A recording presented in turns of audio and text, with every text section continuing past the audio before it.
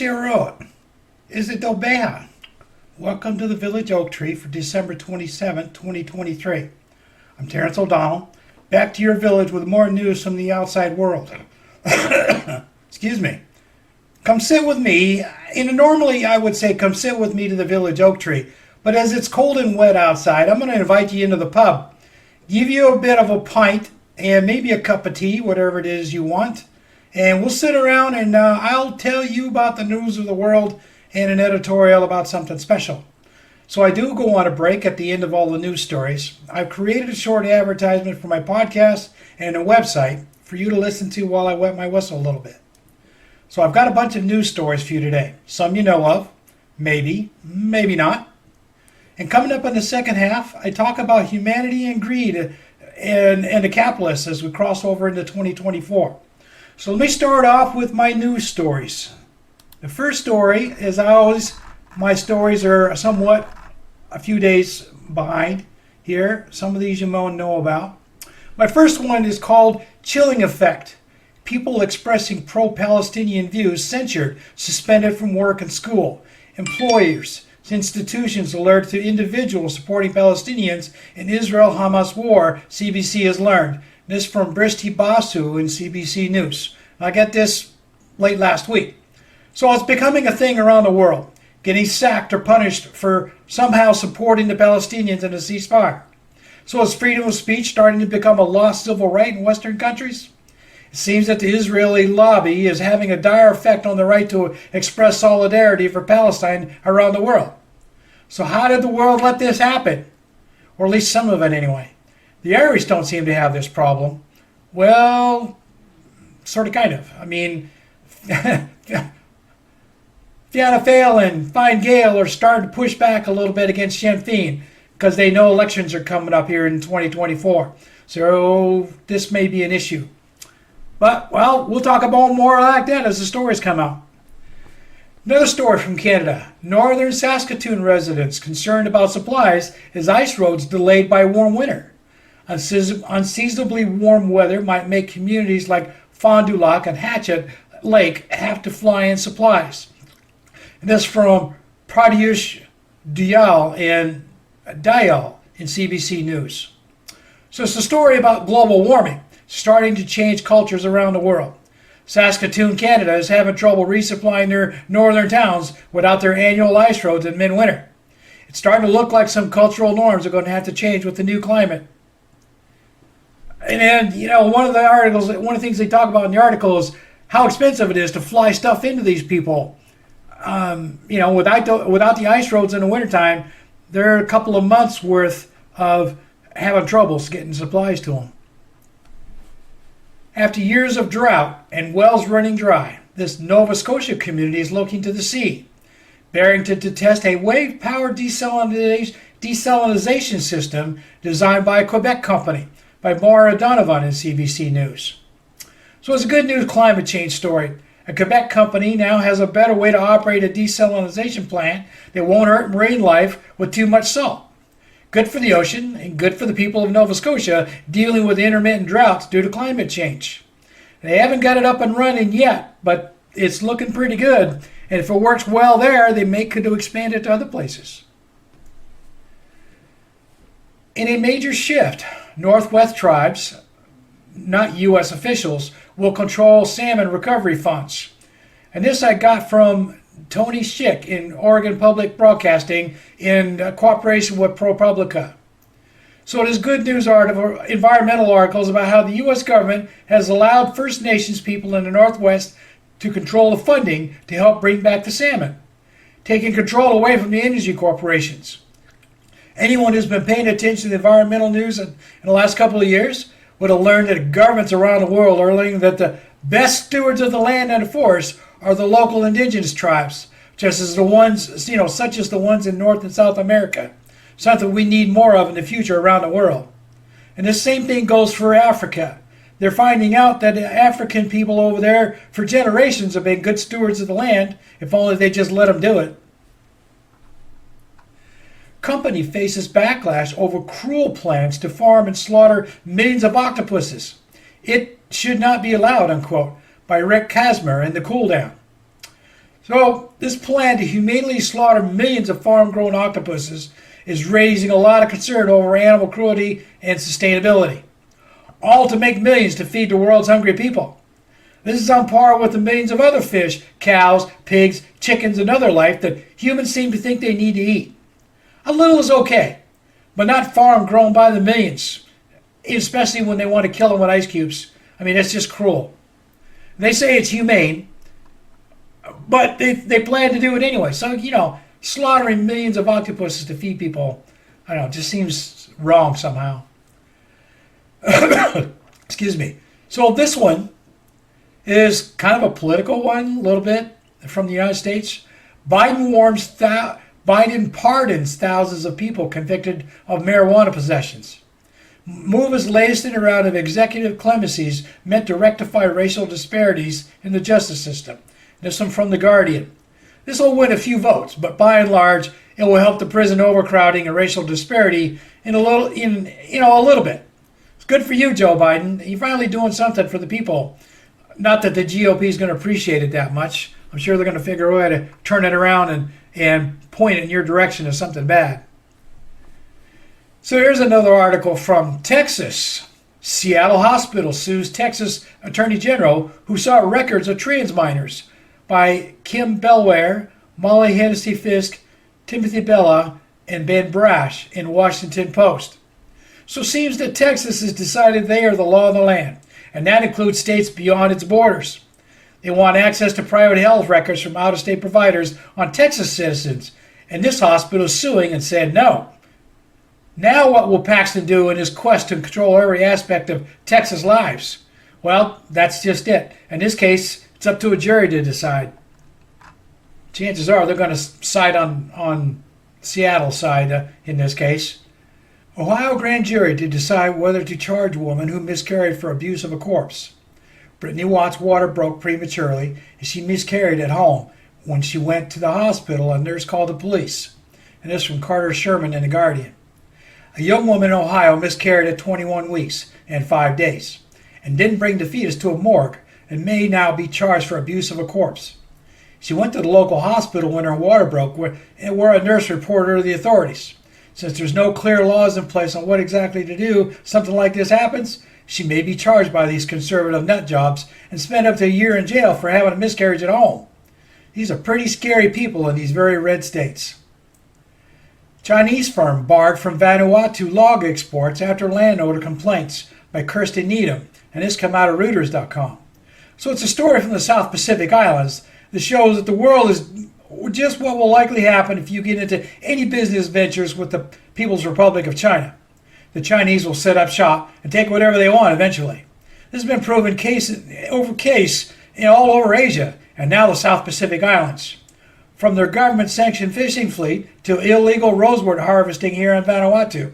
And they want everyone to think they are a benevolent country. Not. China criticizes U.S. sanctions on Russia's Arctic LNG 2 project, by Liz Lee and Andrew Haley in Reuters. The issue is whether the U.S. is imposing more of its imperialism against Russia, and China in this case. And there is an intended side issue of maybe shutting down a fossil fuel operation in the Arctic over climate issues. Or is it just more of the U.S. flexing its imperialistic muscles again? Well, as of this story come out, Japan, one of the project members of this deal, has backed out because of all the controversy. So now maybe China and Russia are maybe coming up a little short here. I don't know, but it's going to be interesting to see how this plays out. Obviously, for climate reasons, we don't want them people up there messing with the Arctic and ruining the environment up there. Now, whether the United States is doing it on that basis or are they just doing it because they don't like China and Russia, that remains to be seen. Anti-China push in U.S. Midwest, a symptom of Biden's dilemma. Fierce public backlash in Michigan and Illinois over proposed Chinese electric vehicle battery factories highlights a conundrum for the Biden administration. The potential economic benefits are in tension with U.S. national security concerns and the political importance of Midwestern states in next year's election. And this one came out of the South China Morning Post by Akhil Ramesh. Biden has a problem with voters from America's heartland. We had a problem with this even before all this broke out. Farmers and ranchers don't want anything to do with the Chinese, period. They've been scared away by the GOP, who are doing everything they can to scare voters into voting for them. They apparently don't care about jobs and benefits, or for what could be new battery factories. Only the Chinese are the new boogeyman, and not to be trusted. And that's the thing. GOP wants to scare people into voting for them, and they really don't care about the people all that much unless they're voting. Other than that, they don't care about their livelihoods, how they can make money and all that. No, don't matter. Spain's Madrid region partially revokes trans LGBTQ rights laws by David Latona in Reuters. So Madrid is stepping back with these new reforms to some old laws passed in 2016. No more punishments for workplace gender discrimination or beatings that don't physically hurt someone. So if you slap someone and mark didn't remain, it's now legal there, in Madrid anyway. If you discriminate against an LGBTQ plus someone in the workplace, you can't take them to court anymore, not in Madrid. They've got to fight this in the highest courts of the land, but good luck with that in a majority Catholic country. There's a good possibility this may stand in Madrid. This one we're going over to Ireland. Our lives are still fractured. Northern Ireland's peace babies. Those born about the time of the Good Friday Agreement say lives still marred by trauma and political vacuum. It has come out of AlJazeera.com by Tommy Green. A good piece that needs to be heard all over the UK and throughout the Irish diaspora around the world, especially in the US and Canada. Northern Ireland is going to hell in a handbasket, as my old dad used to say. The factional government can't seem to figure out a way to come together for the common good of everyone, no matter if they're nationalists or unionists.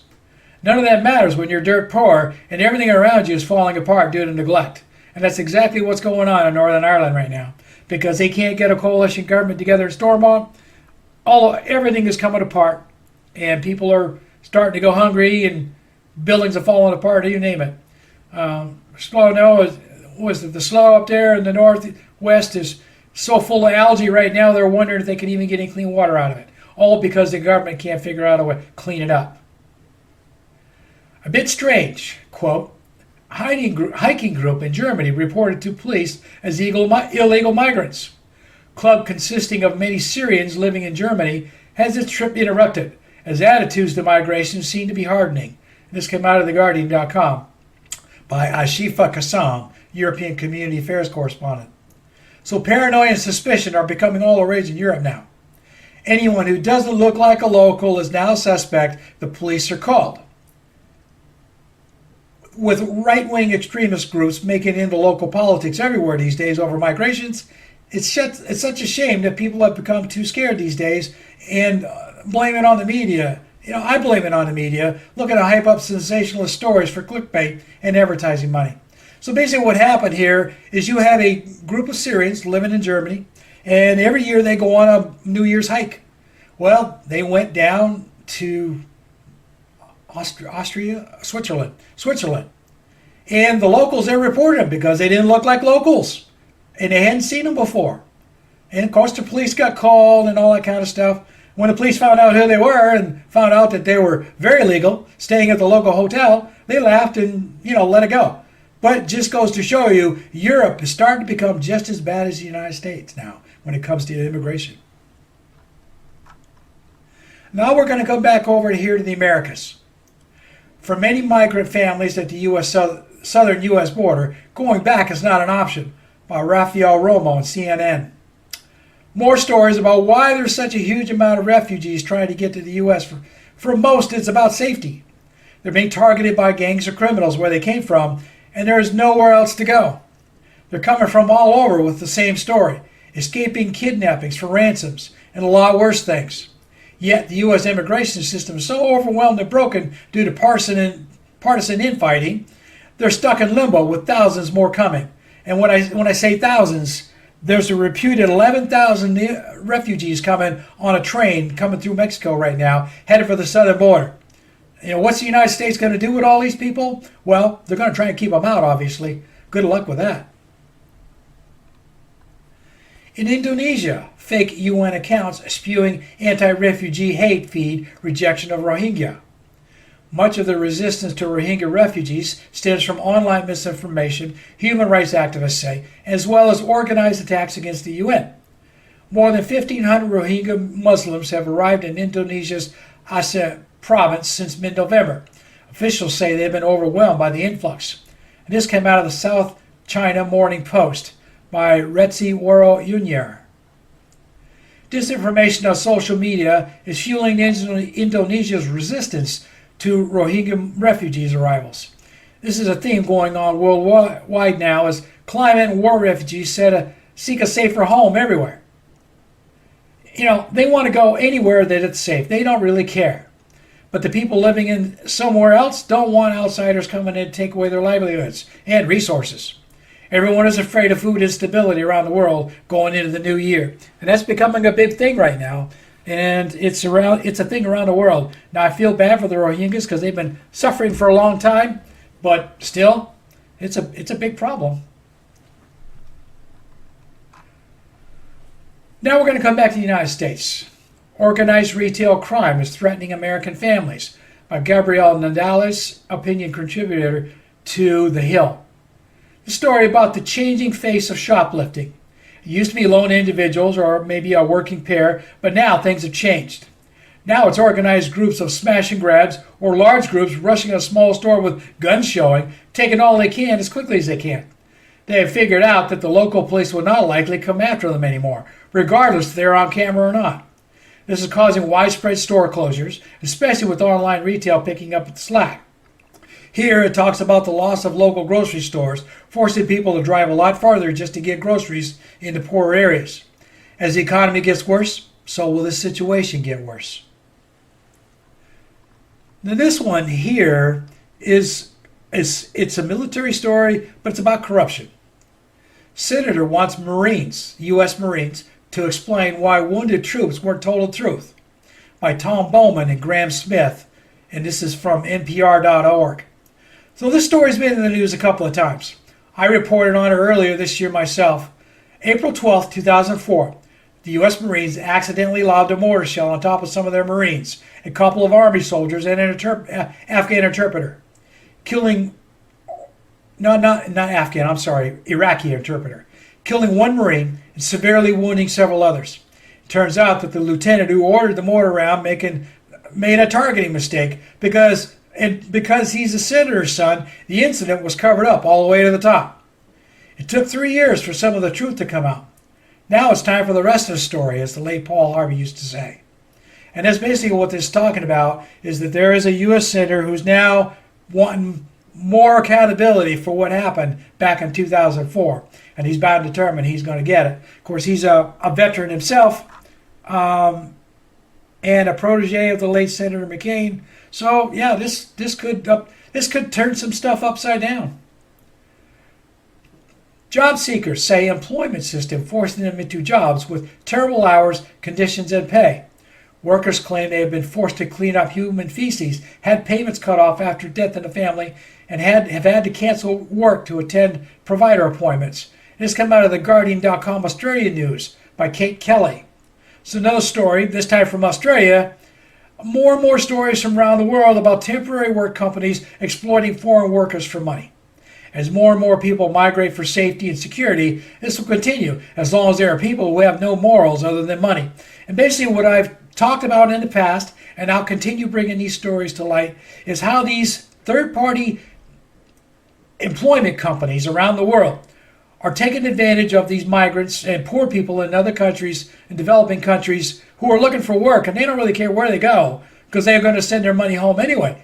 But these people are taking advantage and setting them up for failure, and then that's it, dropping them off into nowhere. Some people are dying, they're getting raped, they're getting robbed, you name it. And these companies that are doing all the so-called job work and stuff, they're running away with the money and not really being held accountable. So now we're going to go to South America. The billionaire brothers who are giving the Cox a run for their money. Wesley and Josley Batista run a business empire linked to rampant emissions, deforestation, worker abuses, COVID crisis, bribery, price fixing, SEC violations, and tainted meat. It's almost impressive. And this from Andre Pagliarini in the New Republic.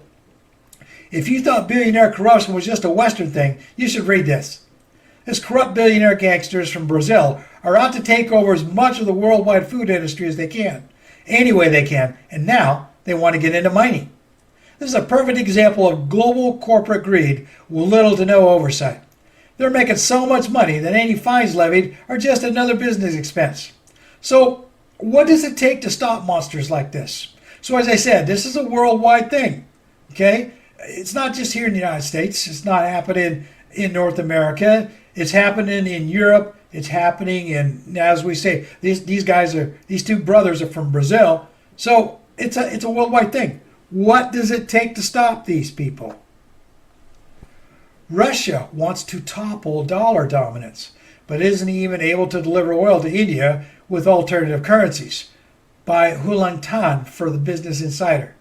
So as I reported last week, the world's governments want to get out from under the U.S. dollar as the world's trade money. Russia especially due to the sanctions over the invasion of Ukraine. But trading with India, for example, is a problem because India wants to trade in rupees, not rubles. So the cargo ships sit offshore waiting to be unloaded as two countries wrangle over what currency to use. This is what the U.S. has done to the world by setting up this dollar trading currency. This will come to haunt the world trade market soon as more and more countries try to de-dollarize. And this is just basically another story to expound upon what I brought to you last week. 5 elections set to shape Europe in 2024, the biggest ballot year in history. This is from Euronews by Merid Gwyn Jones. Europe is set to have several national elections in 2024 that, depending on which way they go, could set the tone for European politics for years to come. Not to mention the U.S. elections that could upset world order if a certain political party takes over next November. All of this is mostly due to migrants flooding Europe now and the United States, and the right-wing parties that want to stop it all. The world as we know it could be in for some major changes if all of these very nationalized, populist, right-wing, conservative political parties take over. Now, I'm going to come back to the United States here from my last story. You better pray, unquote. Christian nationalist groups are mobilizing before the 2024 elections. Patriot groups, which deny Trump's 2020 defeat and are pressing for voting restrictions, are proliferating. This from TheGuardian.com World News by Alice Herman. It's not quite 2024 yet, but already stories are emerging on the front lines of media about how the U.S. evangelical Christians want to usurp their election process to set up their own style of government and their own president. As things roll into the last run-up to November for all the wannabes, this will only get worse. Prepare for some violence. I'm thinking that there's going to be some very small groups who are going to resort to violence to get their way with the elections. They want what they want, and they're willing to resort to it. Think QAnon people and other groups like this, Patriot Fronts and who knows what. So that's the end of my first half. Now it's time to take my break. So I'll give you a couple of minutes, listen to my little commercial, and I'll be back here in a couple of minutes. I want to take this time during my break to talk to you about donating to my cause, if you can, and give a little info on how to find my website and what's inside. The show is free to subscribe to on all major podcast apps, including Substack and YouTube, with the donations tab on the Village Oak Tree webpage at rss.com and my website at crondabeja.com on the donations page for anyone that feels generous enough to support my work. Think of it as passing the hat at the end of my visits to your village. If you like what I have to say here, please share this podcast with everyone you know as much as possible before it gets too late. My motive is not for money, but to make a difference in the world, and I can't do it without your help. For each article I present to you, there will be links to read the stories in their entirety in the follow-up newsletters posted in medium.com, substack.com, and in the blog section of my website, which is free to everyone. Now, I want to explain how to find my website, crondabeja.com. Just type in www.crann-na beatha.com in your browser and search for it. You may also use the link in the newsletters on medium.com and substack.com, or the podcast transcripts on rss.com and substack.com to find it for the first time. The name is Gaelic and may be a little hard to find unless you know what you're looking for. Then bookmark it if you wish to return again. I also have the RSS feeder enabled, so if you like my blog posts, you can be notified whenever I post something new. Search for cronabeha.com in your RSS feeder and set it up to receive the updates. Users finding the website for the first time will reach the welcome page to learn a little bit about what's inside. There you'll see a homepage link where you can learn a little more about what Cronabeha means for a little bit of Irish culture and a little more about me in general. On the menu bar at the top, there are links to a blog section where I post podcast newsletters, blog articles, stories, and poems, a drop-down menu with links to both podcasts, a donations page, link to PayPal for your personal data security, an ad page for my published books, and a contact page in case someone cares to leave a message. Everything I write is available in the blog section of my website for free. If you like what you see, feel free to leave a message in the comment page anytime. I'll respond fairly quickly within reason. Enjoy the music, and I'll be back with the second half shortly.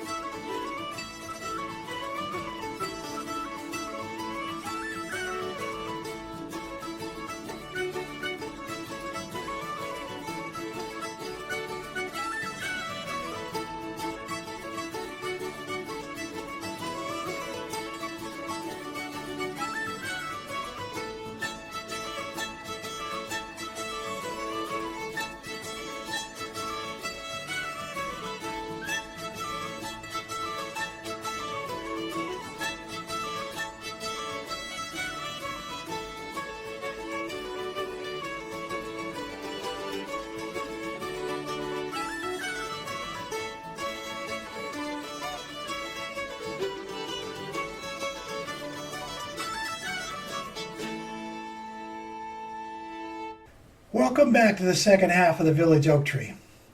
On this day between holiday weekends, I want to reflect on where the world is with regard to life and the world we inhabit.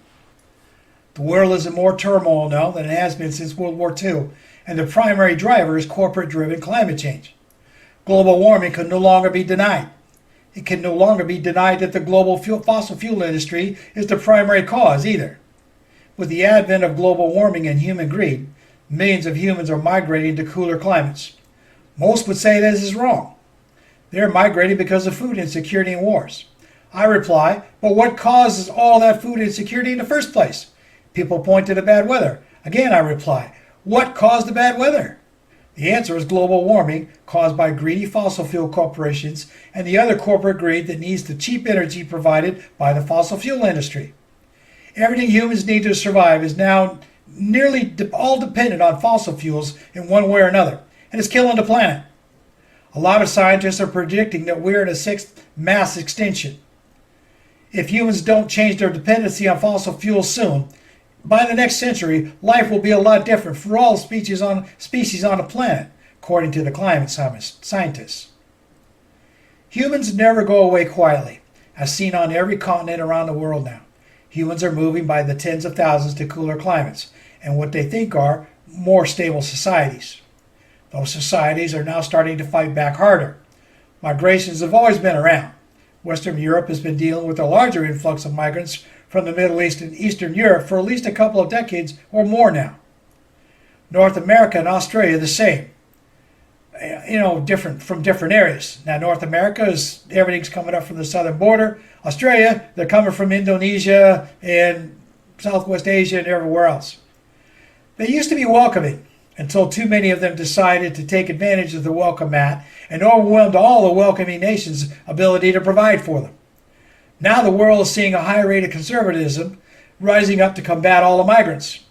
Given until 2030, which is what a lot of experts are predicting, until another global war ensues to push back all of the migrants. I doubt it will be on the scale of the last World War, though, but it could get pretty ugly. This time it will be the EU bloc shutting down eastern and ocean borders.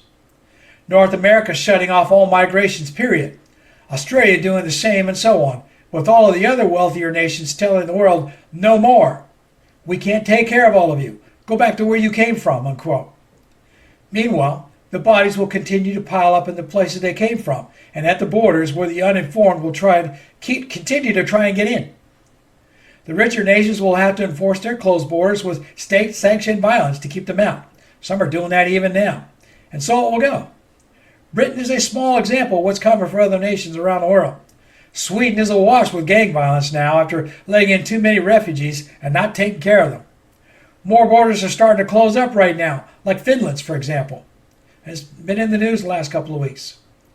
Australia is not handling the influx well right now. They don't have the resources to take care of any of these refugees or immigrants and are fighting back as we talk about this now. Canada's reached their limit, so their conservatives say, and they're starting to make some adjustments to their recent welcome mat policies. They're not set up to take care of so many destitute people. Ireland start to have their reckoning with their open migration policies for the same reason. So is every other wealthier nations in the northern climates, or in the case of Australia, cooler southern climates. Britain is way past being nice about all the immigrants arriving by boat and plane and requesting asylum, or not requesting anything at all, just showing up. Violence towards all these climate refugees is just a spark away from starting.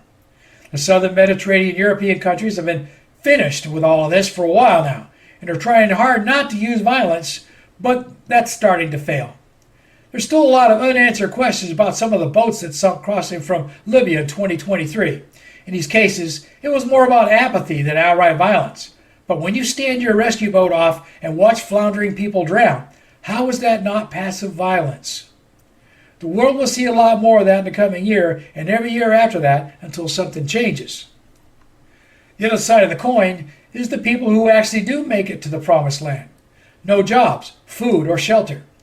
There are thousands and thousands of people living on streets worldwide now because no one has the ability to provide for them. This is in every developed country around the world. None are immune. The desperate are getting more desperate, and an uptick in violence leading to death and severe disablement by desperate, violent attackers is making a lot of headlines everywhere now. The recent mass shooting in Poland, the not-so-recent shootings in Serbia and Croatia earlier this year, Australia, Britain, and Ireland been dealing with this phenomenon quite a bit here very recently. Canada also to a lesser degree. This will continue to get worse as these disparate climate migrants go a little mental without proper food and shelter. So I'm going to talk a little bit about the United States. They're always in the world news, so I wanted to downplay them some today. As everyone with access to news feeds around the world knows, the U.S. is the largest rate of violent death of every other country in the world. Suicide rates are higher, violent crime rates are higher, and so on, due in large part to their open policy on guns in the hands of every citizen, if they so choose, and the easy sale to anyone who can pony up with the money. Yes, they do have a criminal background check in place at every sale by a retailer, but that does not account for all of the private or illegal sales, and there's a lot of that. A high death rate in the U.S. for nearly everything is part of U.S. society. They've just accepted this as part of their culture, or at least the native-born white descendants of the Europeans have anyway.